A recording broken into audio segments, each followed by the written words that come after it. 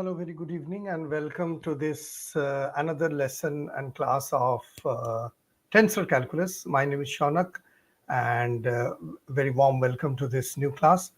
So, when I was, talking about these tensor calculus and things which will mature in tensor calculus, etc., the best thing that what I find is that you come back, you relax yourself, and sit down with a book on tensors and really find out that fascinating history of tensor calculus, how tensor evolved, what are the things that you would find in tensors, and enjoy with a hot cup of coffee. That is the best thing that you can do. I mean to say that is one of the best that you can have in life. So today I'm missing my coffee, but I have my subscribers with me. So I think that it would be a wonderful idea to talk and explore something more about tensors. So what I would like to do today is that before I go ahead again into the books and tell about the mathematics of tensors, I would like to tell you a small story. I mean to say it is not a story. I would say it's a kind of a motivating factor which might come to you regarding the tensors. Now you see, when we talk about tensor, the first thing what comes in our mind is that the laws of nature should be the same, and if the coordinates really changes, whatever be it, it stretch, it gets deformed, it is rotated, etc., and you need to have tensors in order to measure them, right? Now, you might be saying that obviously tensors are related to some kind of physics which deals with coordinate transformation. What are the physics? It can be anything. It can be even special relativity. It can be general relativity. It can be what you call material physics. It can be stress strain. It can be engineering, etc. Anything which deals with a kind of a transformation or which needs a kind of a measurement which our vectors generally cannot do. This is something which will tensor do. Now, if I go back, just a second.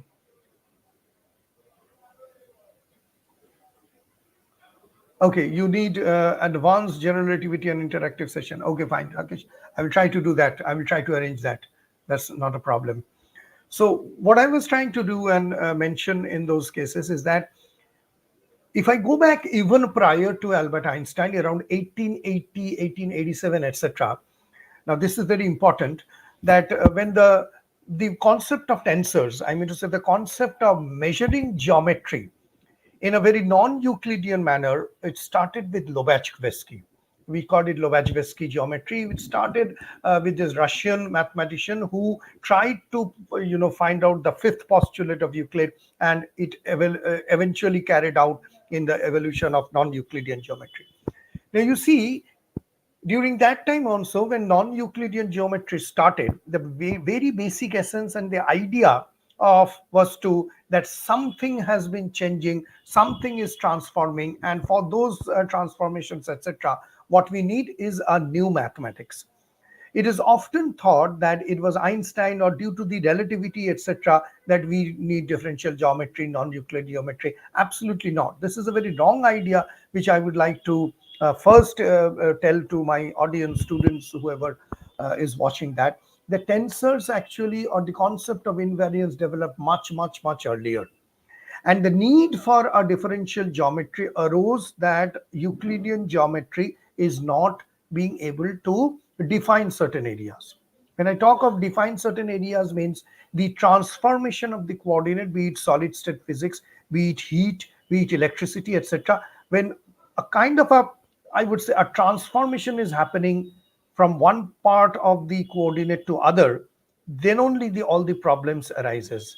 Then only the limitation of vector calculus comes in. Why vectors are unable to explain those things.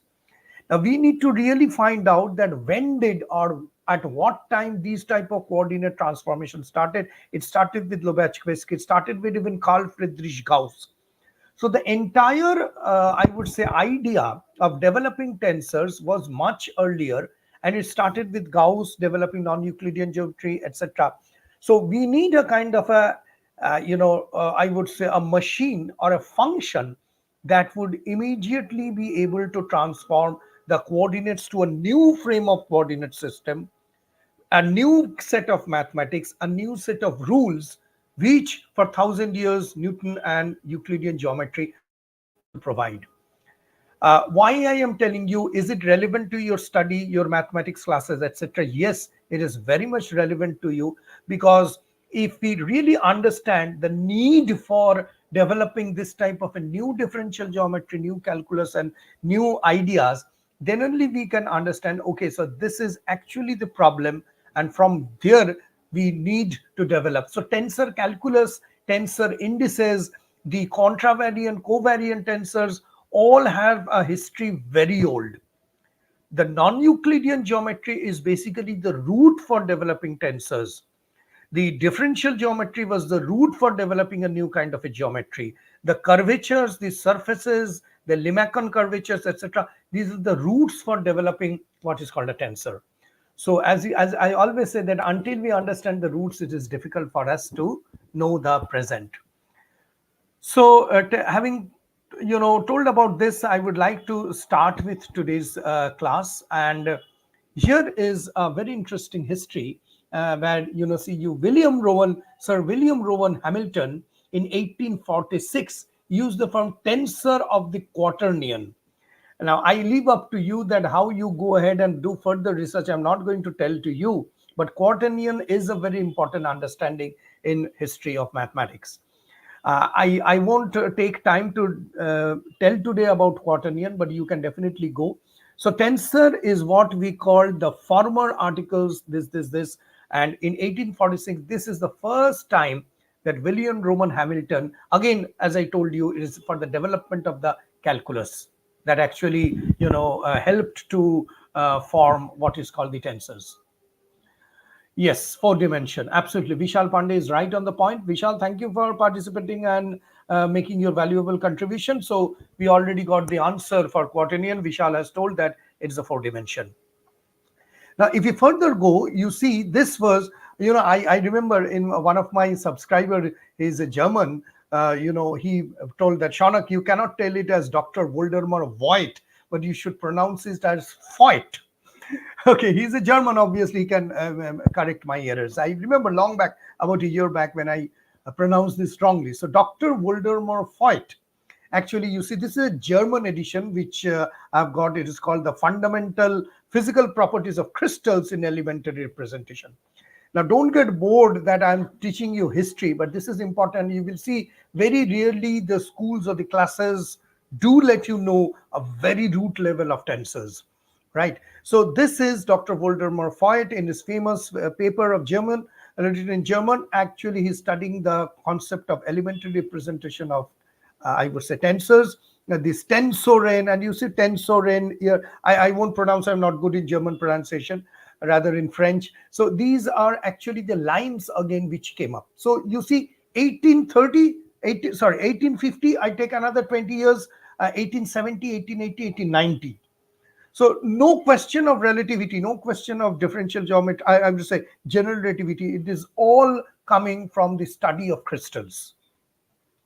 If I go further, I would like to break the myth today that most of you know, that did Einstein discovered calculus, tensor calculus, etc. I will just quickly go through, because most of you might know from my previous videos. So it was basically, in the history, in the history of science, this is very unfortunate. I feel so bad that most of the people who are, I would say, originator, but most of the people who perceive this idea, they are lost. They are never thought. Have you heard about Marcel Grossman's contribution to differential geometry? Do you really know that how really Marcel Grossman contributed? We really don't know. We know just as a friend of Einstein, and we take a lot of love in appreciating Einstein. I mean to say, there is no harm in that. But look at this person. Look at this fabulous genius. Marcel Grossman, 1893, when Marcel was 15 years, he moved to Basel. After completing his education, he moved into this ETH to study mathematics with the aim of qualifying as a gymnasium teacher. Two of Grossman's 10 fellow was Mileva Maric, later married Einstein, and Albert Einstein. And it was Grossman who helped to conduct the negotiation to bring Einstein back from Prague as a professor of physics at the Zurich Polytechnic. This is again something very important. I hope you're enjoying today's lecture. Please let me know, Vishal or others, in a yes or no, whether it is a boring one because some people say that history is not required. I would like to go deep into the heart of mathematics, but I think that this is all required. I've done my own research. So let me know how you're enjoying this session. It won't be a long session. So, he actually got back Einstein from Prague, employed him as a professor of physics at Zurich Polytechnic, and then only the marvels of Einstein's.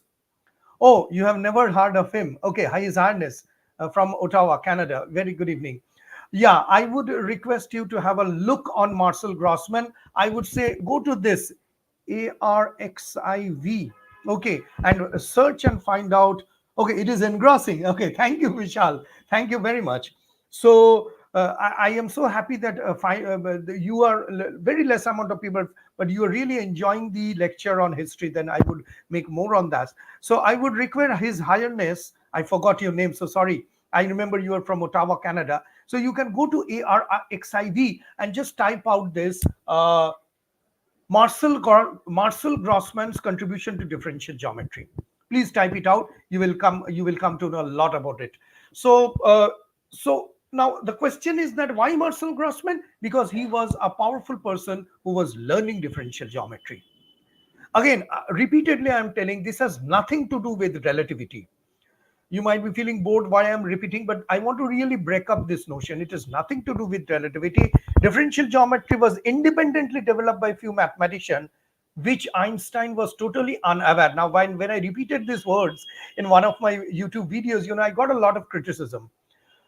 I really don't want to undermine Einstein's influence, but I really do want to bring back the fact. I mean to say, whatever it is. So don't take me wrong.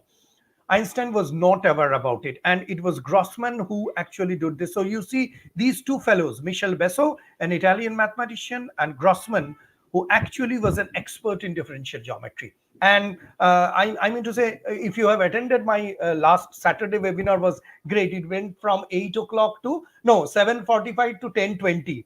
23, 24 people were there, 26 I think. So somebody was asking that why it is called a covariant theory of gravity, why Einstein tried to find, and I will show you the name of the book. I request Vishal, His Highness, Rakesh, etc. It is not a very expensive book. You are all science enthusiast and lover, should go and read this book. Purchase it in Amazon. I think for 450 or 500 rupees. Should go, because you need to understand the deep thoughts. So why he was striving to understand what is called the covariant theory of gravity, because the concept of covariant tensor, contravariant tensor, is something which was absent in Einstein's knowledge, and it was this fellow, this great person, who educated him.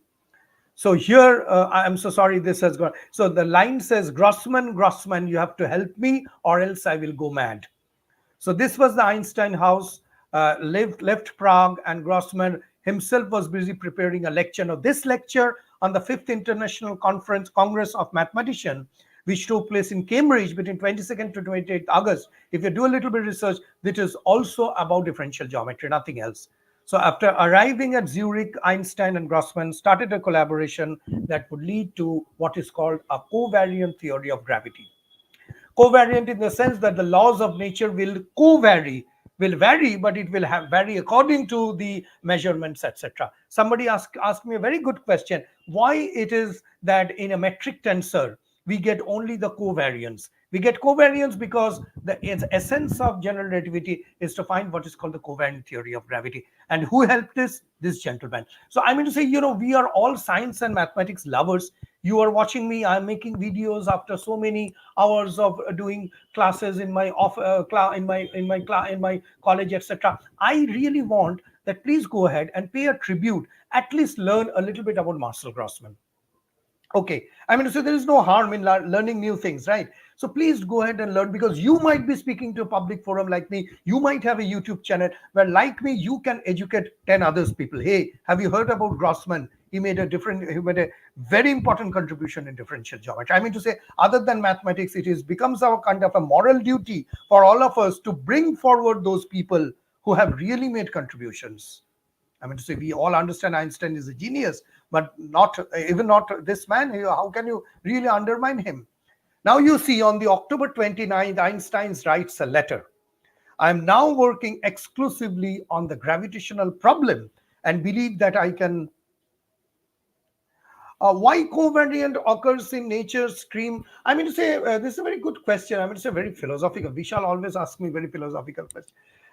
If it happens in a contravariant way, and it also happens, I mean to say, there is no harm, Vishal, in forming a theory which is covariant in nature, but the measurements, etc., becomes easier. I will come to that, but just remind me of this. It's a very good, in nature scheme, there are many things which happens in a contravariant way. If things are going this way, that would go in that way. That is also measured, but on a very quantum level. Am I being able to give you an answer? On a very quantum level, if you go to quantum chromodynamics and quantum electrodynamics, the relativistic part, Vishal, you will get the answer that many things happen in a contravariant manner. Covariant manner here we are doing. Why? Because it is always easy to understand. I mean to say, if I say if it is 2, then it will become 4. It becomes easy for us to understand. But if I say 2, it will become minus 6.5. Again, the calculations becomes a little bit weird. And Einstein didn't really want it. And the entire tensor calculations, etc., are very symmetric in nature. I mean to say for example, I will give you this question which requires a thought, Vishal told. I talked about parallel transport. Remember, there is a sphere. I don't have a sphere here. They're all water bottles. So if you've got a sphere and you're going around the sphere with a spear, right, this way, and then you come back. Okay, let me just quickly, this is very interesting point. I would like to, just a second, hold on. Let me answer Vishal's question by presenting my Jamboard. This is truly interesting. I need to present share screen. Yep. So I would share my screen. I hope it is visible now. The white portion, is it visible? Yeah. You can always tell me yes or no. Okay, so if I get a kind of a sphere, right? Here it is. Okay. Consider this to be a sphere. Okay. Consider this to be a sphere. And what I will do is that I will try to parallel transport it. That means I will take a sphere, I will do like this. I go ahead. I'm just trying to keep parallel. And you see the vectors are moving due to this curvature. I'm trying to answer Vishal's question in a very dramatic way. So when I come back here. You can find it this in my video. Numerous occasions I spoke about that. Now, when I come back, I see this vector is pointing, say, for example, this way. Now, what happens is that what I'm trying to make to answer Vishal's question, this particular vector started in this direction. This particular direction is started in this direction. What I say, that means that means there is a curvature. Okay, there is a curvature. If there are difference in the original vector and the returning vector, that means there is a curvature. That is what is called a parallel transport. That weird also Einstein who called back Emmy Noether to solve that problem. Okay. Now the question is that, I mean to say, answering to Vishal's question and to others, very important. Have you ever thought in this way that we are all going in this direction? Okay. Then we are coming back to this direction and we are seeing that this is different, and that means we have a curvature. I'm not coming to Riemann curvature tensor with defense. Now, what if I am parallelly transporting the vector in this clock and anti-clockwise direction? What would happen?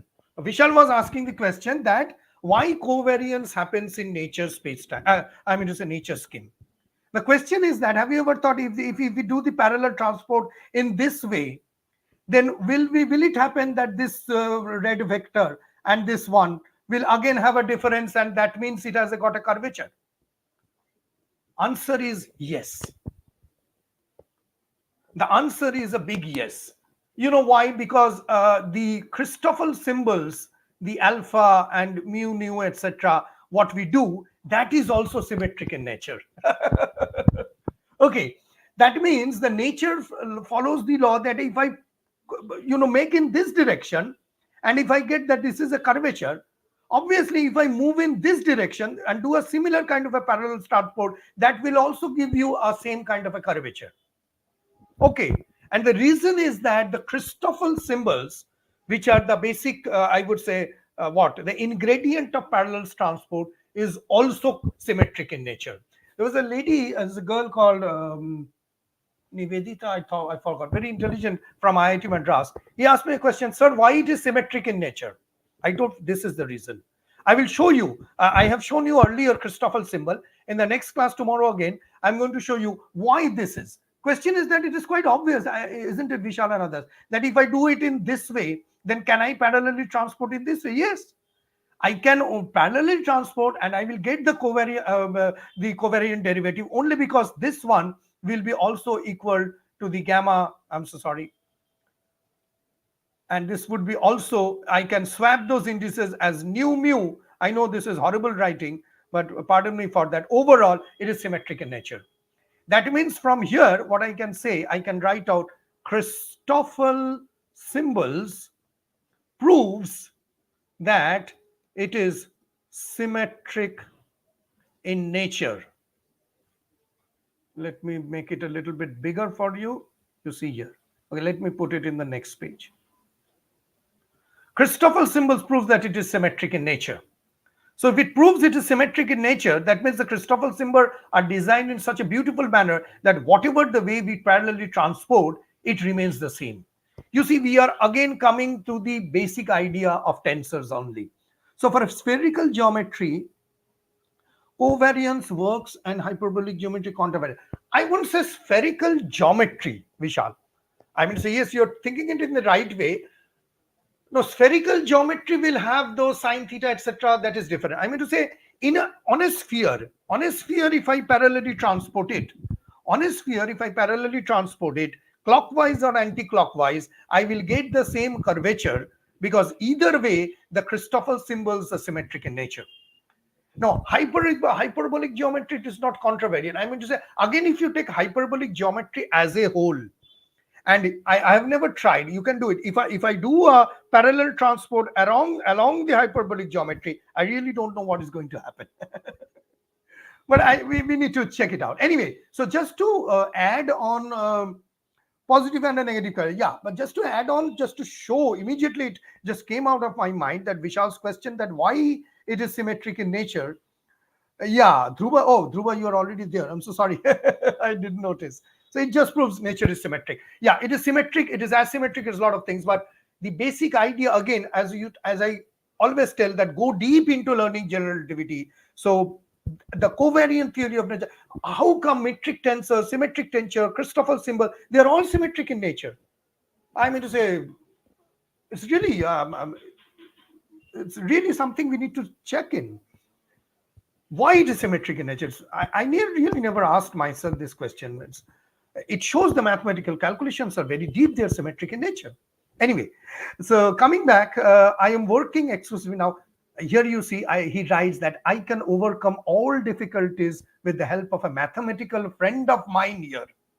A mathematical friend of mine here. But one thing is certain, never before in my life have I troubled over anything so much, and I have get. What is that? It is troubling Einstein, the covariant theory of gravity, the tensors, the differential geometry. And the only friend, mathematician friend, is Marcel Grossman. Here I would like to request Vishal, Dhruva, etc. Please purchase this book. Don't think that I would get a lot of commission. I never do any affiliate marketing. I see people do a lot of affiliate marketing. I wish I could get one, but such a less number of videos, etc. I don't know how to do, but I see all people getting this. So what I would request you, please read this book. Subtle is the Lord. Okay, I mean to say, if you're really interested to go deep and understanding the nature of Albert Einstein's formulation, here you see he writes, this problem remained insoluble to me. Remember, until 1912. 1912 means in 1915, general relativity got published. But 3 years earlier also there was a problem. What is the problem? When I suddenly realized that Gauss's theory of surfaces holds the key for unlocking this mystery. What is the Gauss's theory? Differential geometry. I just quoted few lines from this book. From him, means from Grossman, I learned the first time about Ricci and later about Riemann. Whether my problem could be solved by Riemann's history, etc., becomes a kind of a thought.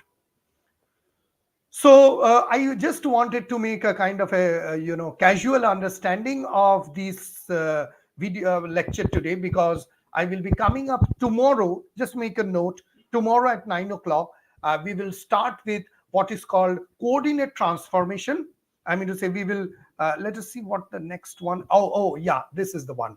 So this is taken from the Zurich notebook. On the left-hand side corner, can you read it? It is the handwriting of Marcel Grossman.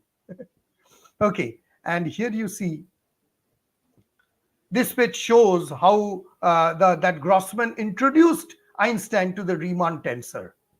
See, again, I would request all of you, please don't take me wrong. This has got nothing to do or undermine anything or whatsoever. What I'm trying to do, what I'm trying to make an idea of this is that to show you that there are many people whom we know and whom we really, whom we don't know actually has contributed much, in terms of differential geometry and understanding of the space-time curvature.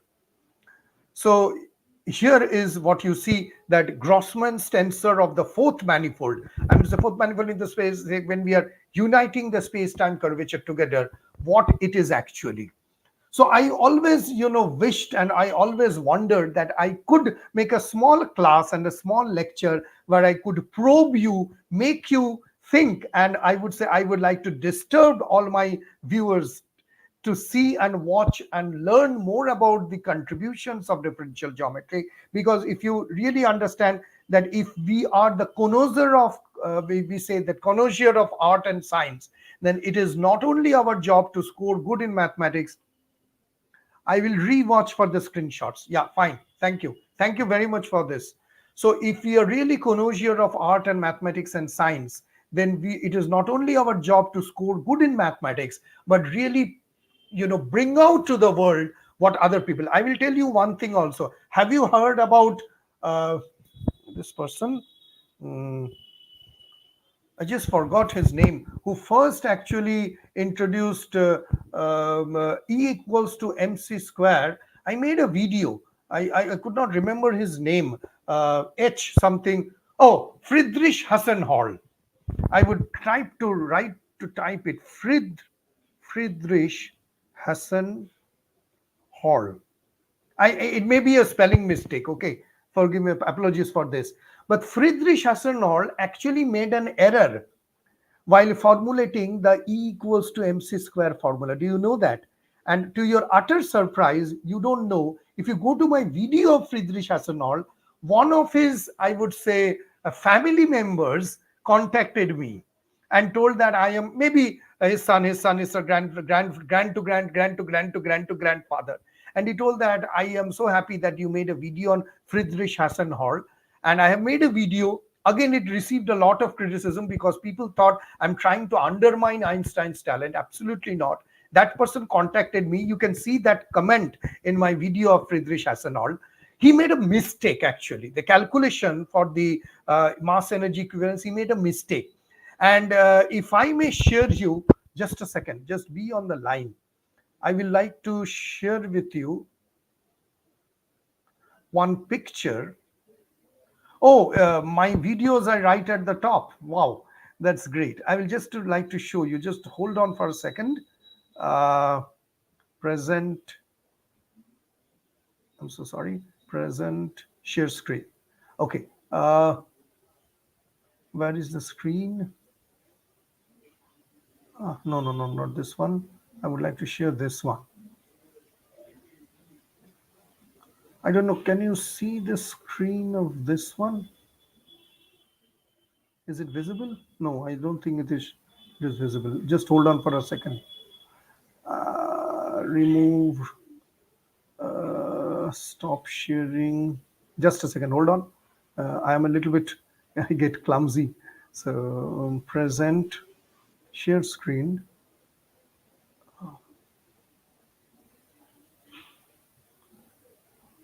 Okay, yeah, here it is. Just hold on for a second. Just a second. I am unable to share.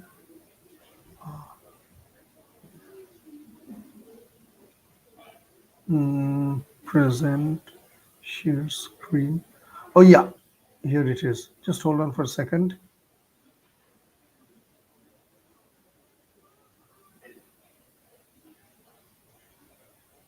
I will just show you. Yeah, it is an ad going on. So this I made around, you see, 2 years back. Yeah. So this is actually the video, and I will like to show you. Yeah, so this is the person. Born in Vienna, father was a lawyer and became in Boltzmann, etc. And you can see this was actually his formulation, which he made actually a mistake. And this is very interesting. And you can see that Friedrich Hassenauer actually, was present in the first Solvay conference. Young fellows, tall and handsome, standing here. And what I would also like to show you, these are the two gentlemen. Tony Rothman and Stephen Bound. I've cited their research, actually found out that what was the mistake. And I would like to show you one thing, just a second, which I was talking about. Uh,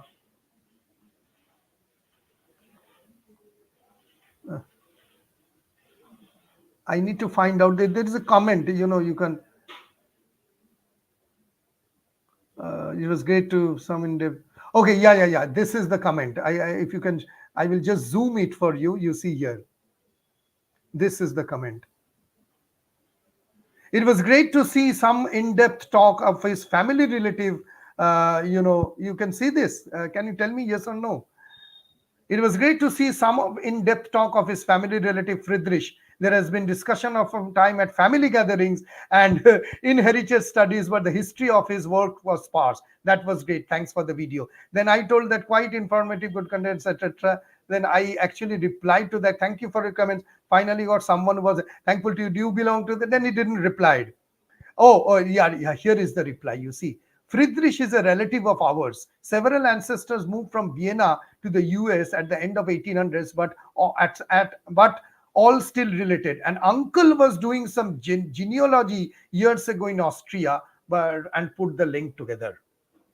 So this is somebody's a relative of Friedrich Hassenauer, and he did a research. And here is the comment. I felt so good, that somebody from his family came forward, and several ancestors moved to Vienna, obviously Austria, 1800s. But he was doing some genealogy, so somehow he has found it.